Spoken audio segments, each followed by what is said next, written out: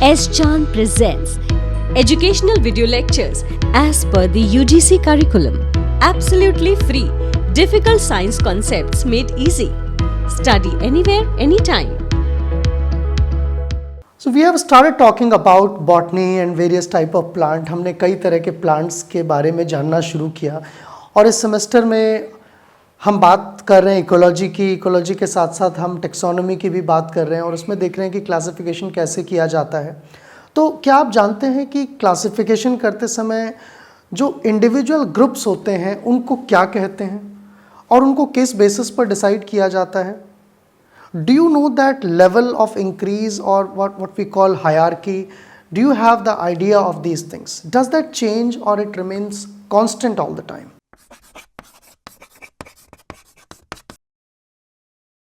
Welcome to Taxon Academy.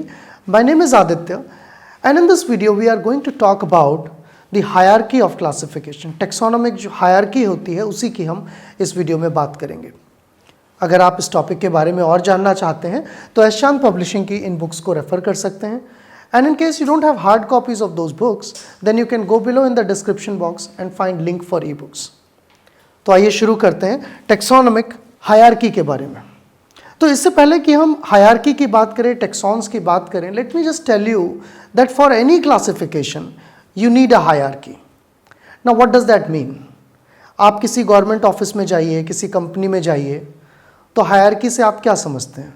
वहाँ पर एक पूरा ऑर्गेनाइजेशन चार्ट होता है, काम करने के लिए एक पूरी प्लानिंग होती है। There will be some person at the top most position, उसके साथ उसके अंडर कुछ एग्जीक्यूटिव्स होंगे जो अलग अलग डिविजन्स देख रहे होंगे। जैसे किसी ऑफिस में एक अकाउंट्स देखने के लिए पर्सन अलग होता है, एचआर देखने के लिए पर्सन अलग होता है, एग्जीक्यूटिव के लिए अलग होता है। Then people will come under him, कुछ लोग और काम करने वाली टीम्स होंगी उसके अंडर, फिर उसके अंडर और कुछ लोग होंगे। So why that is done? ऐसा क्यों किया जाता है? For the ease of division of labour. बिल्कुल इसी तरह से हम क्लासिफिकेशन पढ़ते समय या टेक्सोनॉमी पढ़ते समय लेवल्स को डिफाइन करते हैं। जो चीज़ें एक लेवल पर होती हैं, जैसे एक कंपनी में कई सारे लोग हो सकते हैं जो एक लेवल पर हों लेकिन उनका जो ट्रेड्स हैं वो अलग हों। ऐसा हो सकता है कि एक पर्सन जो है अकाउंट्स ऑफिस में हो, एक जो है वो सेल्स में हो, एक मार्केटिंग में हो, उनकी सैलरी भी सेम हो लेकिन उनके क्वालिफिकेशन अलग हो।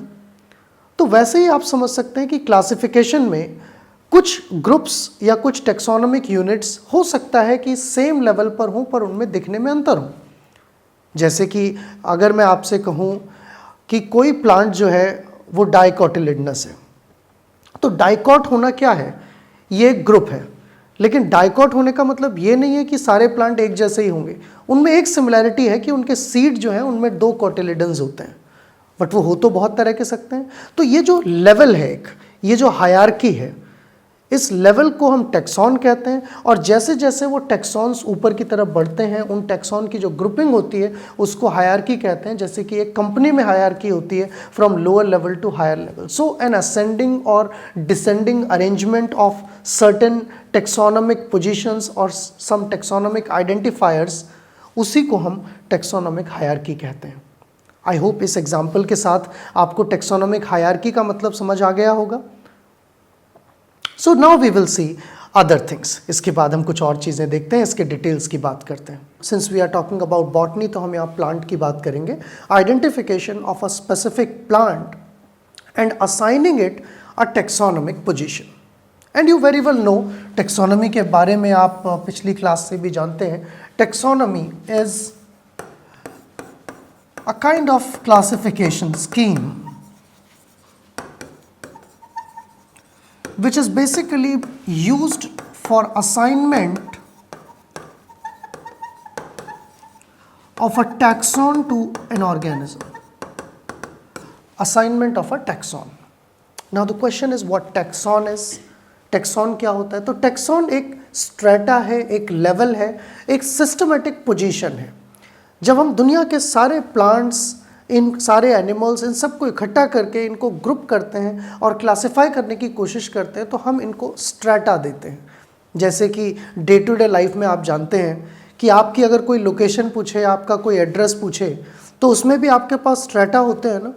पहले आप उसको बताएंगे कि मैं एक कंट्री में हूँ जिसका नाम इंडिया है, फिर आप बताएंगे कि उसके अंदर मैं इस स्टेट में हूँ, स्टेट के अंदर आप बताएंगे कि इस डिस्ट्रिक्ट में हूँ, फिर उसके बाद एक छोटा सा कोई टाउन होगा, विलेज होगा, या फिर कोई एरिया होगा किसी सिटी का। तो ग्रेजुअली अलग अलग लेवल्स की जानकारी आप देंगे तो एग्जैक्टली कोई पर्सन आपके घर को पहचान सकता है, वहाँ तक पहुँच सकता है। ऐसे ही किसी भी ऑर्गेनिज्म या पर्टिकुलर प्लांट को जब हम क्लासिफाई करते हैं तो एक ब्रॉडर स्केल पर एक कोई बड़ा टैक्सॉन उसको असाइन करते हैं, और उस टैक्सॉन के अंदर फिर सब टैक्सॉन्स होते हैं, उनके अंदर और सब टैक्सॉन्स होते हैं, और इस तरह से धीरे धीरे हम कहाँ तक पहुँचते हैं, उसके स्पीशीज लेवल तक के कैरेक्टराइजेशन पर पहुँचते हैं। So now when we have already learned about taxonomy and we have already learned that what hierarchy is, let us look at individual taxons. अब हम टैक्सॉन्स की बात करते हैं कि टैक्सोनॉमी करते समय कौन कौन से टैक्सॉन्स यूज़ किए जाते हैं। तो जैसा कि मैंने कहा कि टैक्सॉन्स जो हैं they are group of positions, वो एक स्ट्रेटा है, वो एक लेवल है, अलग अलग ऑर्गेनिज्म को, अलग अलग फीचर्स को एक ऑर्गेनिज्म के डिफाइन करने के लिए। और जब हम हायरार्की की बात करते हैं तो एक ऐसा टैक्सॉन जो सारे ऑर्गेनिज्म को क्लब करता है, एक साथ एनकम्पास करता है, वो हाईएस्ट पोजीशन पर होता है। So if I say the highest group of taxon, जो सबसे हायरार्की में सबसे ऊपर होगा, उसको हम नाम देते हैं किंगडम। हालांकि ये जो किंगडम वर्ड है ये बाद में ऐड हुआ था, अलग अलग क्लासिफिकेशन स्कीम्स में आपको अलग अलग चीज़ें देखने को मिलेंगी। ज़रूरी नहीं है कि हर क्लासिफिकेशन स्कीम में किंगडम नाम का टैक्सॉन प्रेजेंट हो। सो kingdom is generally used either in 2 kingdom classification system, plant or animal, या 5 kingdom classification system, 4 kingdom classification system. So what will be present in kingdom? Kingdom में क्या चीज़ें present होंगी? Kingdom will contain all the plants. सारे plants जो हैं वो kingdom plantae में आ जाएंगे। तो ये हो गई highest taxonomic group और highest taxonomic level, ये सबसे ऊपर का taxon है। इसके बाद अगर हम नीचे जाएं तो एक kingdom के अंदर क्या होता है, that kingdom will have lot of phylums.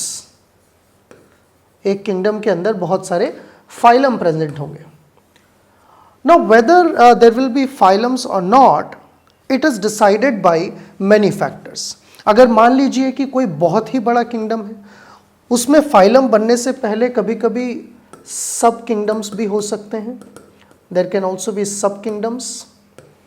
But generally this one is considered as second taxonomic unit, ये second taxonomic level है। इसके बाद अगर हम और आगे जाएं तो एक फाइलम के अंदर क्या हो सकता है, बहुत सारी क्लासेस हो सकती हैं, it can have lot of classes.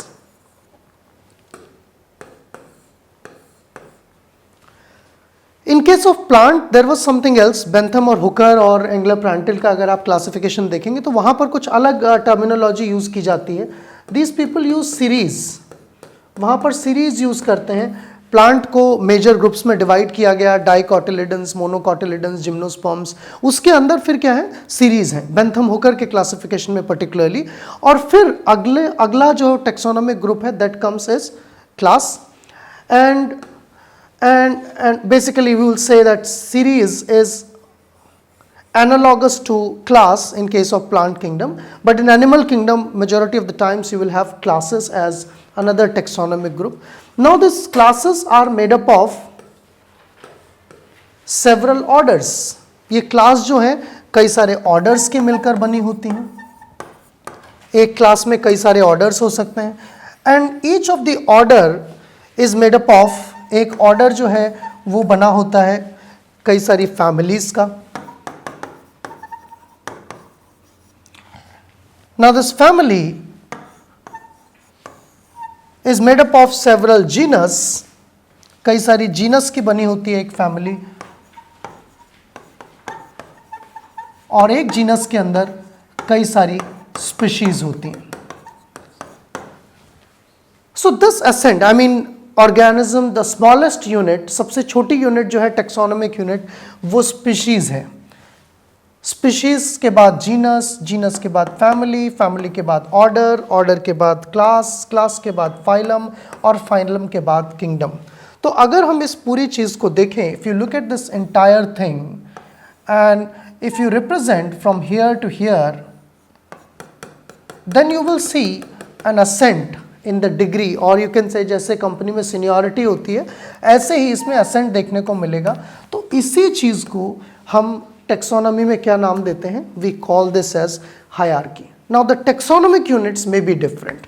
आप ध्यान रखिए कि अलग अलग क्लासिफिकेशन स्कीम्स में हो सकता है कि ये टेक्सोनॉमिक यूनिट अलग अलग हों। जैसा कि मैंने बताया, प्लांट सिस्टम में, प्लांट के क्लासिफिकेशन में सीरीज टर्म इंट्रोड्यूस किया गया था। देन सीरीज के तुरंत बाद देयर वर ऑर्डर्स, क्लास जैसा वहाँ पर सिस्टम नहीं है, फाइलम जैसी कोई नाम नहीं है। So you only have series and then series had orders, orders had families and genus and species.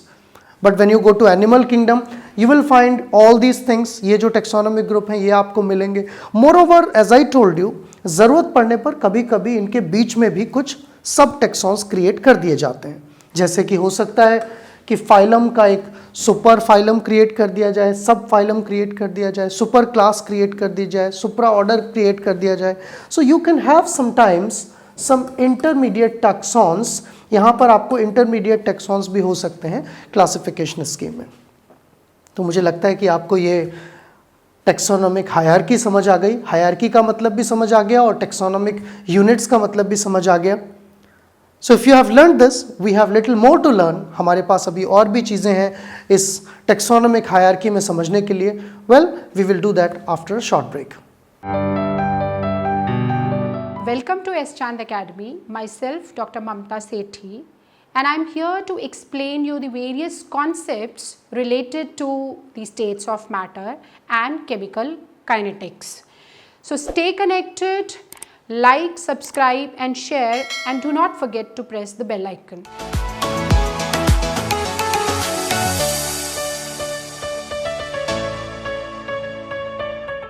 Welcome back to S Chand academy.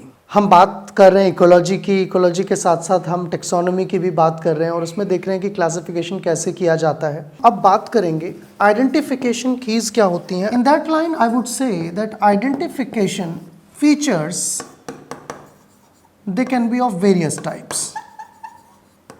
पहली बात तो इनकी कैटेगरीज के बारे में बात करते हैं कि आइडेंटिफिकेशन फीचर्स आप कौन से यूज़ करेंगे। आप मेरा एग्जाम्पल याद रखना जो मैंने वीडियो के शुरू में बताया था कि अगर आपका कोई फ्रेंड है बाहर से आवाज़ दे रहा है तो आप उसको कैसे पहचानते हैं, या कहीं रास्ते में दूर से आपका कोई फ्रेंड दिख जाता है उसे आप कैसे पहचानते हैं। तो आपके पास दोनों सिचुएशंस में दो अलग अलग आइडेंटिफाइंग कीज़ हैं। एक सिचुएशन में आप उसकी आवाज़ सुनकर उसको पहचान रहे हैं और दूसरी सिचुएशन में आप उसको देखकर उसको पहचान रहे हैं। लेकिन अगर दोनों चीज़ें एक साथ होती हैं that will be a further confirmation that the person is your friend. तो ऐसा नहीं है कि हम एक ही की को यूज़ करके किसी ऑर्गेनिज्म को टेक्सोनॉमिक पोजीशन एट्रीब्यूट करते हैं। हम एक से ज़्यादा कीज़ भी यूज़ करते हैं, एक से ज़्यादा पैरामीटर भी यूज़ करते हैं। और ये पैरामीटर कौन कौन से हो सकते हैं, तो अगर हम एंशिएंट टेक्सोनॉमी की बात करें, हिस्टोरिकली इसको देखें, तो ज़्यादातर आइडेंटिफिकेशन फीचर्स कैसे हुआ करते थे, मॉर्फोलॉजिकल हुआ करते थे। अब मॉर्फोलॉजिकल की भी अगर हम बात करें, मान लीजिए हम यहीं से शुरू करते हैं कि कोई चीज़ आपको ऐसी प्लांट जैसी दिख रही है और आपको ये नहीं पता है कि वो प्लांट है कि नहीं है। तो पहली चीज़ आप कौन सी उसमें टेस्ट करेंगे जिससे आप उसको प्लांट किंगडम असाइन कर सकें। मान लीजिए आप कहीं घूमने गए और आपको कुछ प्लांट जैसी चीज़ दिखाई दी और आप उसको आइडेंटिफाई करना चाहते हैं, उसको पहचानना चाहते हैं, टेक्सोनॉमिक पोजीशन देना चाहते हैं। तो पहली चीज़ तो ये कि आपको वो प्लांट है ये कैसे प्रूव करेंगे। How will you trace out that it is a plant? So what is unique feature of plant? Plant का unique feature क्या होता है? They have chlorophyll. उनके पास क्लोरोफिल होता है, वो फोटोसिंथेसिस कर सकते हैं। अगर मैं ये कहूँ कि प्लांट का कैरेक्टरिस्टिक फीचर होता है कि वो एक जगह रुके हुए होते हैं, एनिमल चल सकते हैं, तो ये शायद थोड़ा गलत होगा, क्योंकि कुछ प्लांट होते हैं वाटर बॉडीज़ में ऐसे प्लांट होते हैं जो मूव कर सकते हैं एक जगह से दूसरी जगह तक। So you cannot use that feature which is not unique. एक ऐसा फीचर जो आप यूनिक फीचर है उसको आप चेक करेंगे। तो मॉर्फोलॉजिकल फीचर, क्या क्लोरोफिल की प्रेजेंस एक मॉर्फोलॉजिकल फीचर कहलाएगा? नहीं। क्लोरोफिल की प्रेजेंस जो है that is a biochemical feature. If you really want to check that an unknown object is plant, अगर कोई अननोन ऑब्जेक्ट प्लांट है ये आप चेक करना चाहते हो तो उसमें क्लोरोफिल की प्रेजेंस देखनी होगी और वो एक बायोकेमिकल फीचर होगा। हाँ, आप ये जरूर कह सकते हैं कि मॉर्फोलॉजिकल फीचर्स में उसका कलर कैसा होगा? ग्रीन होगा। तो अब देखिए यहाँ पर कहाँ गलती हो सकती है। अगर हम ये आइडेंटिफिकेशन फीचर यूज़ करें कि anything that is green is plant, तो इसका मतलब तो आप भी अगर ग्रीन कलर की टी शर्ट पहन के खड़े होगे वो भी आप प्लांट कहलाओगे। How will you differentiate then?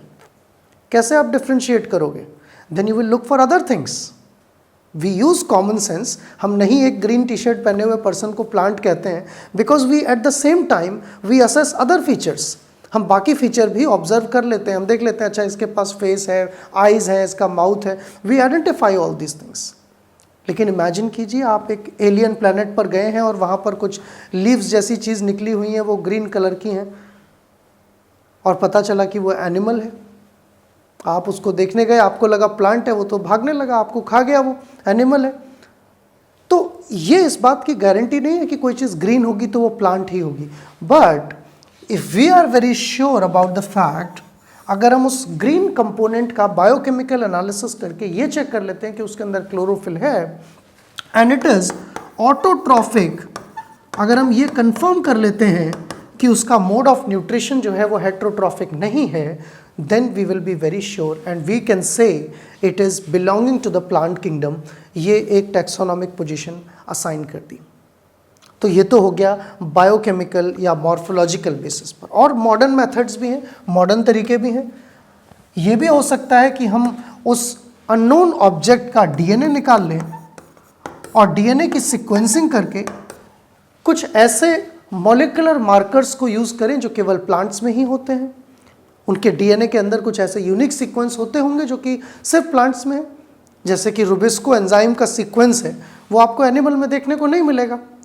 तो उस एंजाइम के सीक्वेंस को आप डिटेक्ट कर सकते हैं उस अननोन प्लांट के अननोन कंपोनेंट के डीएनए में, तो आप मॉलिक्यूलर मार्कर भी यूज़ कर सकते हैं। I mean what are these things? These are identifying features. Historically, it was only morphological feature that was used, but nowadays we use a lot of other features like biochemical, molecular, cellular, or even people use paleontological evidences. Paleontological features भी use करते हैं, specially अगर आपको ध्यान हो, हमने पिछले video में बात की थी फाइलोजेनेटिक टेक्सोनॉमी की। तो अगर आप फाइलोजेनेटिक टेक्सोनॉमी कर रहे हैं तो वहाँ पर पैलियोंटोलॉजिकल फीचर्स भी आपके काम आ सकते हैं। तो ये तो एक तरीका हुआ taxonomic group, highest taxonomic group, किसी चीज़ को प्लांट प्रूव करने का। Now the things appear as we go down. अगर हम और आगे जाएंगे, अगर हम फर्दर उसको टेक्सोनोमिक ग्रुप असाइन करेंगे, like if we happen to assign class, if we happen to assign order और फैमिली और जीनस और species, then we have to look more and more deeper details। फिर हमें और डीपर डिटेल्स देखने पड़ेंगे, केवल एक चीज़ देख के हमारा काम नहीं चलेगा। So it varies for organism to organism. Most of the times we will learn later, हम आगे चलकर देखेंगे कि प्लांट के अंदर चेक करेंगे कि उनकी फैमिलीज कैसे डिसाइड की जाती हैं। लेकिन अगर हम एक जनरल बात करें प्लांट्स के अंदर कि प्लांट्स के जो मेन फाइला हैं, जो मेन टेक्सोनोमिक पोजीशन है, अगर आपको एक बार ये पता चल गया कि ये ऑब्जेक्ट प्लांट है, तो उसके बाद अब नेक्स्ट क्वेश्चन होता है कि प्लांट के दो मेन टेक्सोनोमिक ग्रुप्स हैं, एक एंजियोस्पर्म और एक gymnosperm. So if whether a plant is angiosperm और gymnosperm, how will you get to know about that? आप जानते हैं एंजियोस्पर्म और जिम्नोस्पर्म के बारे में हमने पिछले कुछ वीडियोस में डिस्कशन किया है। एंजियोस्पर्म्स के अंदर जो सीड्स हैं दे विल बी कवर्ड, वो कवर्ड होंगे, और जो जिम्नोस्पर्म है उनके अंदर सीड नेकेड होंगे। तो वो आप तब तक नहीं बता सकते जब तक आप उस प्लांट पर सीड देख नहीं लेते हैं। यानी कि अपने मन में आप एक क्वेश्चन ला सकते हैं, आर सीड्स कवर्ड, और इसका आंसर हो सकता है यस और नो, राइट। तो किसी चीज़ को जिम्नोस्पर्म या एंजियोस्पर्म प्रूव करने के लिए आप नेक्स्ट टेक्सोनोमिक पोजीशन प्रूव करने के लिए एक क्वेश्चन सीख करेंगे कि क्या उस प्लांट के सीड जो हैं वो कवर्ड हैं या नेकेड हैं। और अगर आपने ये क्वेश्चन पूछा कि आर दी सीड कवर्ड, तो आपके पास दो तरह के जवाब होंगे, या तो यस या नो, जो कि आप कंफर्म करेंगे बाय एक्सपेरिमेंट्स। आप या तो वेट करेंगे कि वो प्लांट बड़ा हो, ग्रो करे और उस पर सीड्स आएँ, या फिर आप ऐसे प्लांट्स ढूंढेंगे जो ऑलरेडी मैच्योर हों, जिन पर सीड्स हों, और फिर उन सीड्स को इवैल्यूएट करेंगे। तो आपका आंसर या तो यस होगा या नो होगा। अगर आंसर यस होगा कि सीड कवर्ड हैं, यानी कि फ्रूट के अंदर हैं, then you will assign that a taxonomic position angiosperm. और अगर आपका आंसर नो है, सीड कवर्ड नहीं है, सीड नेकेड है, इसका मतलब उनको आप कहेंगे जिम्नोस्पर्म। और फिर आप प्लांट की बाकी प्रॉपर्टीज़ को चेक करेंगे। अगर जिम्नोस्पर्म है तो आप देखेंगे कि जिम्नोस्पर्म है तो इसमें बाकी जिम्नोस्पर्म के ट्रेड्स हैं कि नहीं, और फर्दर इसको क्लासिफाई करने के लिए आप फिर अपने आप से सवाल पूछेंगे। जैसे जिम्नोस्पर्म के अंदर भी इट कैन बी साइकस और Pinus. So if you want to first check whether it is cycas or pinus, you will again ask a question. आप फिर एक सवाल पूछेंगे कि क्या इसका जो शूट है वो ब्रांच्ड है या सीधा है, अनब्रांच्ड है। क्या ये बहुत टॉल है और इसकी लीव्स स्पाइनी है, या फिर इसकी लीव्स पिन्नेट है। क्या इसकी रूट्स कॉरलॉइड है या सिंपल है। तो इन सारे सवालों में हम एक चीज़ देख रहे हैं कि एक क्वेश्चन, दो पॉसिबल आंसर, एक आंसर सही, एक आंसर गलत। तो इस तरह की जो टैक्सोनॉमिक की है, इसको हम डाइकोटोमस टैक्सोनॉमिक की कहते हैं। मतलब किसी ऑर्गेनिज्म को आइडेंटिफाई करने के लिए हम इस तरह की डाइकोटोमस कीज़ का प्रयोग करते हैं, इनका यूज़ करते हैं। हर लेवल पर हम एक क्वेश्चन पूछते हैं जिसका आंसर यस या नो, यानी कि उसके दो ऑप्शंस में आंसर होता है, एक सही और एक गलत होता है, और फिर ग्रेजुअली हम टैक्सोनॉमिक पोजीशन पर आगे बढ़ते जाते हैं। जैसे हम यहाँ पर बढ़े, हमें पता चला कि एक प्लांट अच्छा जिम्नोस्पर्म है।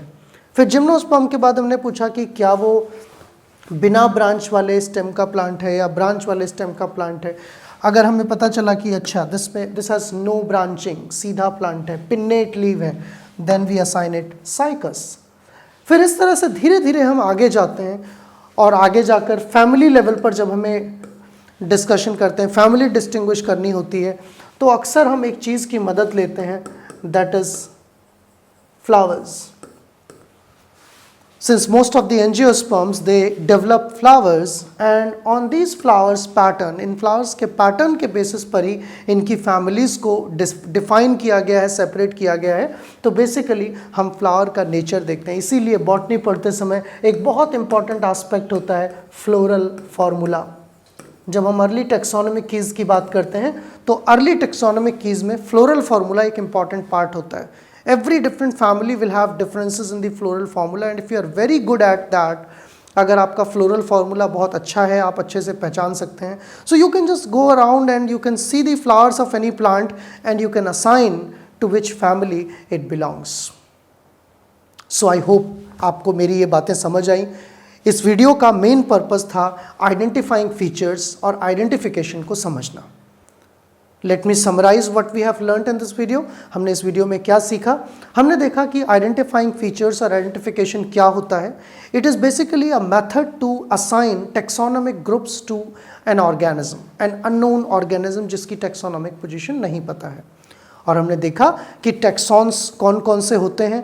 टेक्सॉन्स को असाइन करने के लिए हम किस तरह से टेक्सोनोमिक कीज़ का या आइडेंटिफिकेशन फीचर्स का यूज़ करते हैं।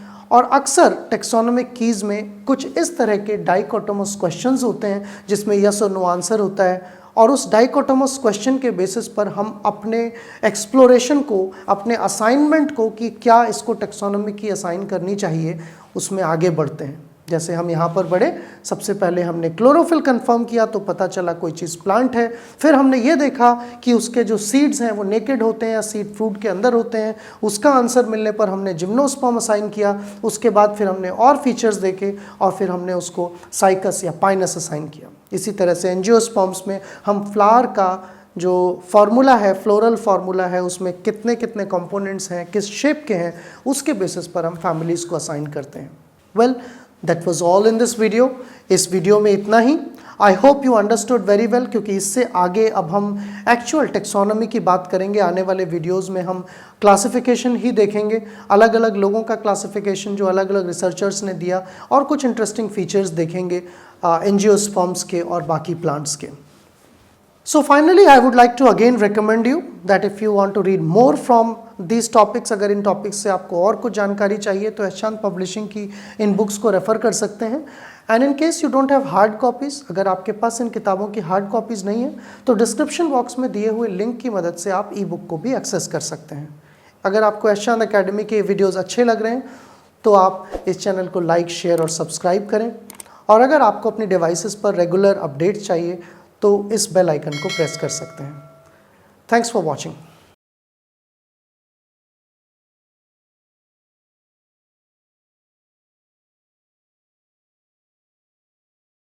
All rights reserved. This video has been prepared for educational purposes only. No part of it may be reproduced or copied without the permission of the copyright holder.